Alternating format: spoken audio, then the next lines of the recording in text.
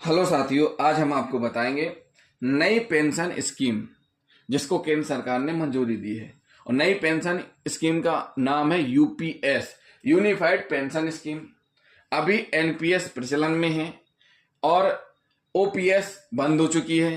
तो ओपीएस का full form क्या है? Old pension scheme. और एनपीएस का फुल फॉर्म है नेशनल पेंशन सिस्टम। सन 2004 तक ओपीएस प्रचलन में थी, यानी ओपीएस लागू थी। 2004 के बाद एनपीएस पेंशन स्कीम आई और यूपीएस यानी केंद्र सरकार ने मंजूरी दे दी है।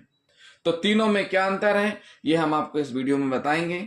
जिन साथियों ने अभी तक हमारे चैनल को सब्सक्राइब नहीं किया है, हमारे चैनल को जरूर सब्सक्राइब कर लें और वीडियो को लास्ट तक जरूर देखें। साथियों, 1 अप्रैल 2025 से लागू हो गई यूपीएस। यूपीएस मतलब यूनिफाइड पेंशन स्कीम।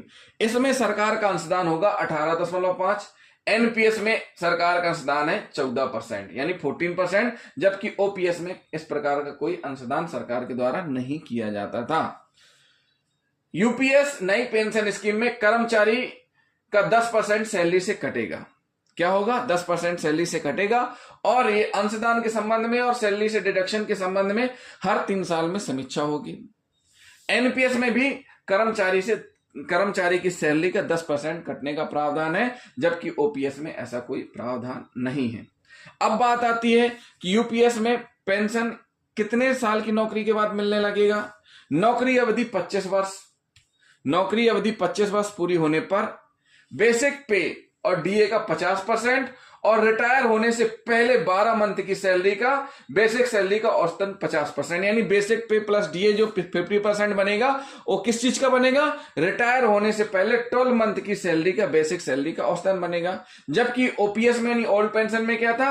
रिटायर होने से पहले के मंथ का, इसमें 12 मंथ का है, इसमें केवल 1 मंथ का। रिटायर होने के 1 महीने पहले का 50% यानी बेसिक पे डीए का 50% रहेगा। साथियों, न्यूनतम पेंशन ओपीएस में 9,000 रुपए निर्धारित थी और यूपीएस में 10,000 रुपए निर्धारित है। अगर मान लीजिए जिसको पेंशन मिल रही है उसकी मृत्यु हो जाती है तो उसकी फैमिली को कितनी पेंशन मिलेगी? आखिरी पेंशन का 60% मिलेगा। ओपीएस में प्रावधान था, ऐसा ही यूपीएस में भी प्रावधान है कि पेंशन का 60% मिलेगा, लेकिन एनपीएस में ऐसा प्रावधान नहीं है। क्या नहीं है? ऐसा प्रावधान नहीं है। वर्तमान में यूपीएस लागू हुआ है तो जो एनपीएस है वो भी यूपीएस को चुन सकते हैं, यानी एनपीएस वाले भी यूपीएस में आ सकते हैं। वो उनके ऊपर है कि उनको क्या चुनना है, एनपीएस में ही रहना है कि यूपीएस में आना है। और एक बात और महत्वपूर्ण है कि OPS in old pension scheme में एक नियम था कि कम से कम 10 साल की नौकरी है। 10 साल की नौकरी होने पर क्या रहेगा? पेंशन मिलने लगेगी। इसी प्रकार इसमें भी ये नियम है, यूपीएस में भी कम से कम 10 साल की नौकरी रहेगी तो पेंशन मिलने लगेगी। लेकिन पेंशन कब मिलेगी? जब 60 साल की उम्र हो जाएगी, उसके बाद ही पेंशन मिलेगी। अब बात कर लेते हैं बीआरएस की। वॉलेंट्री रिटायरमेंट स्कीम क्या है? अगर कोई बीच में रिटायरमेंट ले लेते हैं तो ओपीएस में प्रावधान था 20 साल की नौकरी करने पर बेसिक पे प्लस डीए का 50% मिलेगा पेंशन के रूप में। और यूपीएस में क्या प्रावधान है? यूपीएस में प्रावधान है कि पेंशन मिलेगी लेकिन 60 साल होने पर ही पेंशन मिलेगी। बीआरएस लेने पर उम्र 60 साल होने पर ही पेंशन मिलेगी। कब मिलेगी? 60 साल की उम्र होने पर ही पेंशन मिलेगी। अब बात आती है कि यह लागू कहां कहां पर होगी। तो लागू ये राज्य सरकार, जो जितनी भी राज्य सरकार हैं वो अपने अपने प्रदेश में लागू करेंगी तो वहां लागू हो जाएगा।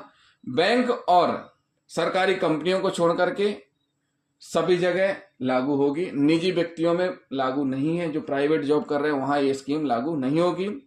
तो साथियों, ये हमने आपको बताई ओपीएस और यूपीएस।